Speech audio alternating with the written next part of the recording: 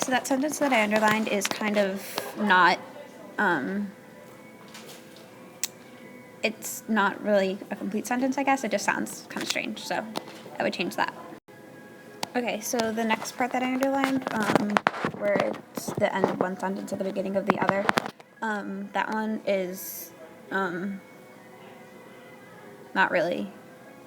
I feel like the sentences could kind of be combined instead of just two shorter ones.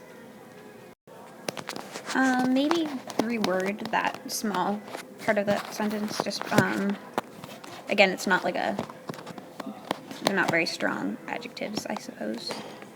This is so weird. People are looking at me weird. I would either change this to these or were to was, just to keep it literally correct. Maybe change that to he and his followers rather than him and his followers. I'm not sure if that's correct. I don't know if maybe it just sounds better. Also, you might want to use a thesaurus and change effectively just a few times, just because it was used a lot. I always have to go back and put different words that mean the same thing, just because it's like you say the same thing over and over and over again. The next underlined thing is just sort of I don't know if it's an awkward sentence, but it took me a few minutes. I had to go back and reread it before I figured out what it was trying to say. So if there was another way to get that same point across, just I guess a different organization, maybe try that. Maybe you meant over in that one, I think, hopefully. Sorry about that amazing straight line, but where you're talking about the kids, you could maybe mention bring in the ideas of the Hitler Youth and other people who have done that, because we have to tie in other things. I know that the Holocaust wasn't one of our things, but I mentioned it in mine just because it's an obvious choice to go to when you think of genocide.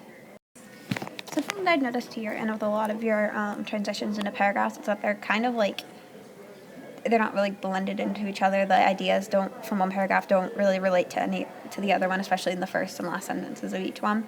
So I would try and just sort of pull things together and bring it in so that the transitions are just a bit less abrupt.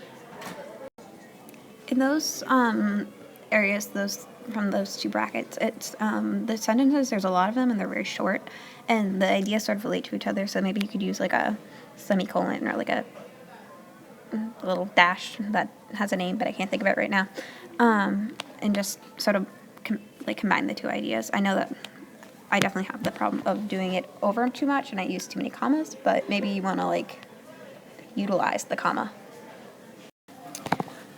I like that sentence. That's that if you're on our side, fantastic, you're all set. It's a good I guess if you were giving a lecture, it would be okay, but it sounds very like you're talking to somebody, and rather than them reading a research paper. So it's almost a little bit informal, and I don't know if that's what was the point, or I don't know. Okay, bye. Again, when you're listing the other kinds of genocide, use the comma. They're good. They work. Make it just, I know that it's the short sentences is definitely a dramatic way to do it. Those are air quotes. You can't see them. But I think, I don't know, I would just maybe have them as a list rather than Nazi Germany as one sentence, you know? Hey. Okay, so that was the end of your paper, and I liked it. Most of it was just done really well. But like I said, there was a few things. It was the transitions and the small, in between the sentences that were just made the changes a little bit abrupt, and that made reading it not as enjoyable as it could have been. Okay. I don't know how to end this. I want to say goodbye, but it's not a fun conversation.